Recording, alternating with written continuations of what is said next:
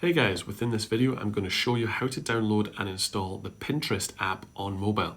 So if you're actually using an Android device, go over to the Google Play Store and download the app from there.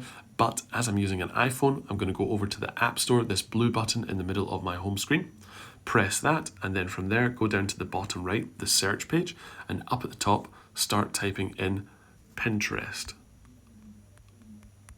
And from there, the bottom right button, the search button, that will basically load a bunch of different listings, go past the first advertisement, and there we can see the Pinterest app.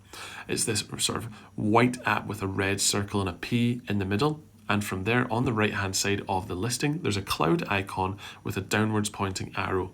Basically, that means that we've downloaded Pinterest on this App Store account in the past, not necessarily this specific device, but maybe an iPad or a MacBook or something like that.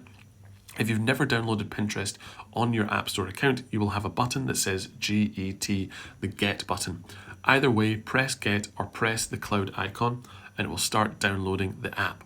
And you can actually see the progress of the download by the blue ring going around the circle right there. I'm going to come back once this app has fully downloaded on the device. So guys, we can see that Pinterest has fully downloaded, and then from there you want to press the open button to launch the app. And as we can see, Pinterest has fully downloaded successfully on this device, and it gives us the option to either sign up or log in.